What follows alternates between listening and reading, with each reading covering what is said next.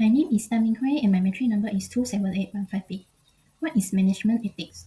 Management ethics is a system of moral guidelines that governs an individual or a group's behavior. It has to do with how socially responsive a business or organization is. It is also a standard of behavior and the value that leads company and employees in their job. With moral obligation, they should be able to distinguish between right or wrong. Management ethics is necessary to adopt in a corporation because decisions one makes have detrimental effects on others both inside and beyond the organization. So in this case, we will identify the ethical issue and the important information regarding workplace and health safety. So now we will move to the second part, issue summary. There are four ethical issues will be discussed in this session. First, safety of pre-hailing rider left out of in the code. Most of the time we can notice that the online food delivery service operator like Grab and Foodpanda break traffic restriction and rush to the delivery location in order to avoid their client waiting for a long time. This threatens not just their life but also the life of other drivers. Second, migrant workers not fully aware of safety and health risks. Migrant workers lack of the basic knowledge of occupational safety and health. They must be aware of substance they are working with and the action must be performed in the event of an emergency. But they are ignorant of this information. Besides, migrant workers dislike wearing personal protective equipment like face masks, gloves because of poor fit or a perception that it interferes with their ability to accomplish their job. Third, foreign worker dies in factory accident. This is because the worker lack of safety training. So, and the last point is the employee's right being violated. Employees at Top Glove were obligated to put in extra time, as particular at the time when the disposal gloves were in high demand. Because of this, employees who become ill are unable to visit to health center during business hours. Furthermore, the living conditions for the staff are not good. Thank you and good day for doctor. I'm Logiswaran Pattabhiraman. My metric number is 279333. Now I continue to the next part, which is discussion. The first article that we found is safety of P-hailing riders left out in the cold. In short, I will explain that P-hailing riders, especially to those who are delivering foods and goods, suffer from some impacts. They are facing so many challenges during the late delivery and they get punished as the riders cannot accept the food delivered for several times. They never care about themselves and other users of the road when they deliver the goods and services. In this article, we found that the first theory of ethics, which is ethics and morality. Generally, morality and ethics indicate that every individual must know what is right and what is wrong. According to that, the P-hailing riders ignore the traffic rules and rush to deliver the foods and goods to the customer can be impacted the community. This is categorized as the number of accident cases increasing and impact on society. In addition, the P-hailing riders know the risk of delivering without obeying the traffic rules and regulations. Due to self-interest, making more money, ignore the traffic rules and ride dangerously on the road. So the excessive or exploitative pricing can harm riders' well-being. Moreover, a normative approach can determine what action is right and wrong. So the customer should apply appropriate behavior when P-hailing riders taking time to deliver the foods and goods. Due to some reason, the deliver process can be delayed and bad comments or review impact the P-hailing riders income and profit. So customer have to behave nicely when riders lately deliver the food.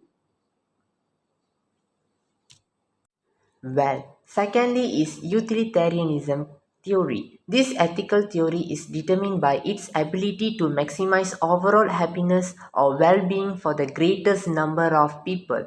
According to the utilitarianism concept, P-hailing riders are convenient and accessible to the customers. So the P-hailing riders benefit from the convenience and accessibility offered by the ride P-hailing services. Utilitarianism would support the viability of these services to a wide range of individuals, ensuring that people who may not have access to private transportation or face mobility challenges can easily and conveniently get to their destination. From the utilitarianism concept, safety and security considers the well-being of individual involved. P-hailing services have a responsibility to prioritize passenger safety and security.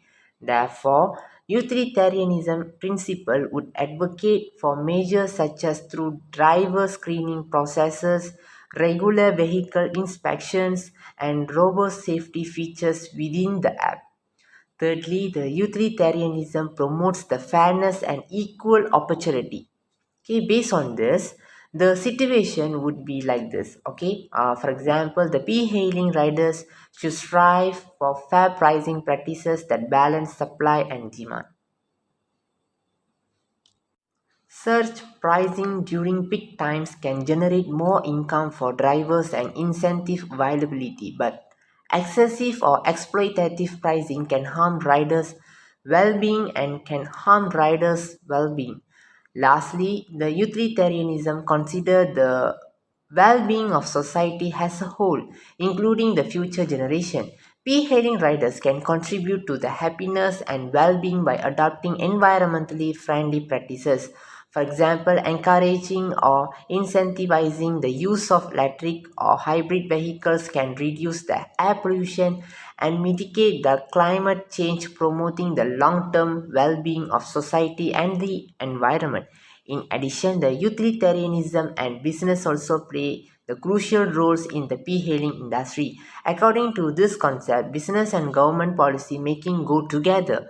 In the free market, if a business survives to make money, they have products to like by the majority of society. So the p-hailing service also did this during the COVID-19 pandemic. This is because the service is more liked by the majority of society. Some of the policies and taxes arise, especially the SST in p-hailing services, when customers buy foods or goods through the application of companies.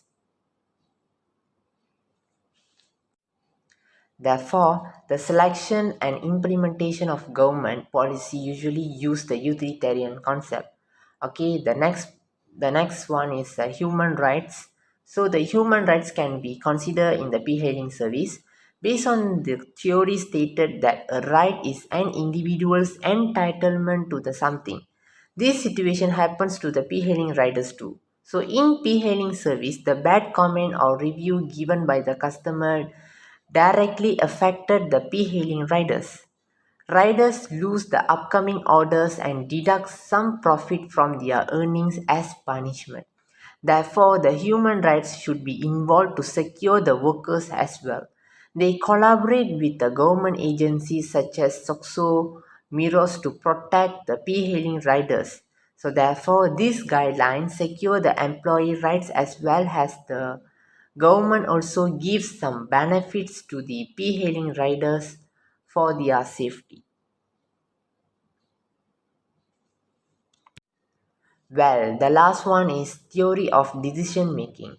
So the theory of decision making is vital for every person, especially in organization. The decision making process for ethics 1 to 4 similarly related to the p-hailing riders. Here the p-hailing riders rush to bring food and goods to the customer to avoid the bad reviews from them. On the road, they ignore the traffic rules and regulations even if they don't care about their self. So the customers sometimes review bad comments if deliver is late. An organization also cannot recognize what that particular rider deliver the late to the customer. Without any review from the rider, the organization give punishment to the rider as they cannot accept the deliver service for several time or several minutes. Therefore, the decision-making process 1 to 6 to the p-hailing company is invalid because the intention of the company is only to make profit and care for the customers instead of carrying their riders the safety on their. That's it from me. Now I pass to the next presenter. Thank you.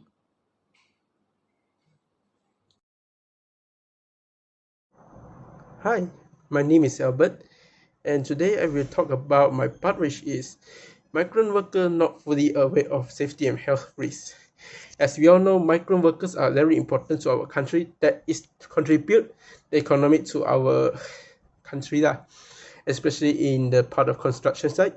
However, the safety and the health of the migrant workers are not guaranteed given with the work conditions. So from this part, we will learn about the transparency and accountability. So as we all know, many foreign workers have limited knowledge of occupational safety and health due to the poor education system in their countries.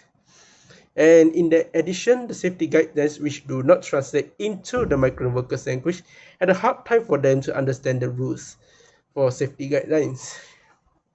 And secondly, it's about the employee welfare.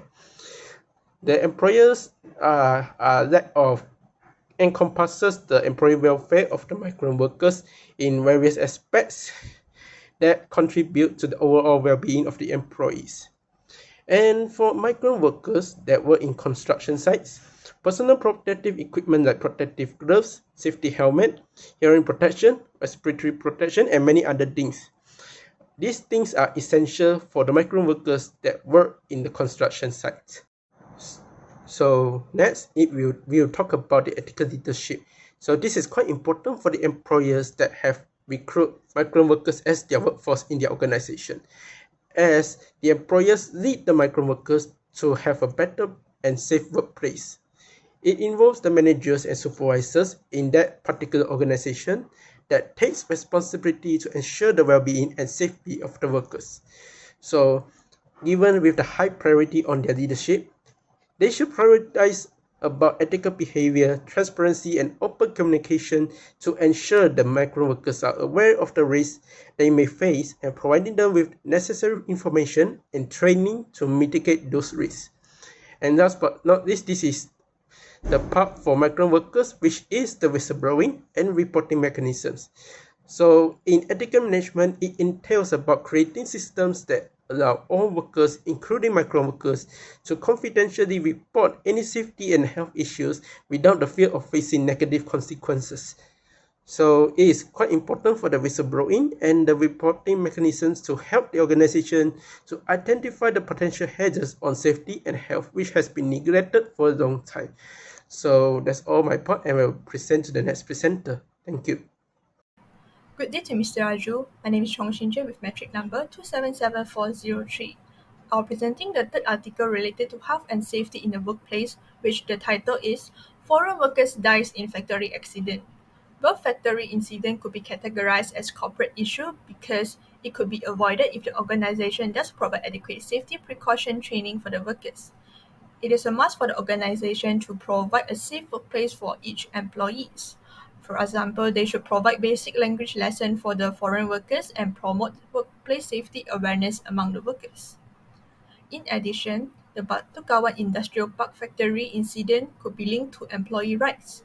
The Pakistani guy exercised his employee rights by asking for medical attention after falling off a ladder and feeling unwell.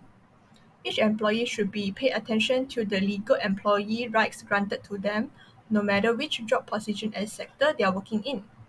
The second cases is related to Section 24 subsection A and Section 24 subsection D of Occupational Safety and Health Act 1994. The organization of both factory incident does violate human rights. For the cases where the employee falls from the ladder, the employer does not sensitive about the injuries of the employees and did not sending him immediately to the hospital for treatment. The employer should not treat their employees like working machine and assign work that is out of the ability of the employees. For the second cases, the employer does not educate them well with proper safety knowledge. Both of them does not know they are in a dangerous situation and the correct way of putting out the fires. The employers should respect and care for their employees. They deserve to be treated nicely as a human. Retribution justice, one of the three types of justice and fairness, is the final ethical theory. The sentence in the slideshow demonstrate that the retribution justice theory, the investigation of Penang DOSH will only be based on whether the practices or act taken by the organization comply with the law. Retribution justice keeps everyone living in peace, where it is protecting the innocent and punishing the guilty. That is the end of my presentation. Thank you. Hi, Mr. Raju. So my name is Simran. I'm going to share with you the fourth article that is related to the safety issues at a workplace where the employees' rights are being violated. So it was reported that Malaysia's top three major glove manufacturers, Top Glove, Kosan, and Hatalaga, had forced their labor to work overtime and threatened the workers to deduct their salaries in order to meet the world demand caused by COVID-19 pandemic. So this has shown that the companies practices utilitarianism as they only focus on benefiting the majority population while suffering their workers. Besides that, the glove company had also violated employees' rights, where they should provide minimum wages and equal opportunities, but not simply deduct wages when the workers didn't meet daily sales targets or didn't wear safety equipment and etc. So other than that, the companies didn't prioritize employee safety and health as well. The workers are working in a dangerous and uncomfortable working environment where they are exposed to hazardous chemicals and low ventilation areas. The top three huge glove companies in Malaysia also violated human rights. We shall not treat humans in whichever way we like, because everyone holds their own inherent dignity. But the glove company were claimed that to be verbally and physically abusive to the workers by shouting and slapping them if they didn't meet sales targets. Also, the condition of the accommodation provided for the workers doesn't meet basic standards for humans to live as well. The workers are staying in stacked containers with broken furniture and compact room, and they even share only one bathroom for up to 25 people. So last but not least, the gloves companies broke the zero-cost recruitment policies, which the workers were being charged for excessive recruitment fees, and if they are unable to pay for the fee, they need to work more to pay for their debt, which eventually form a debt bondage with the companies. And consequently, the workers are trapped in Malaysia for many years and lost their freedom to go home.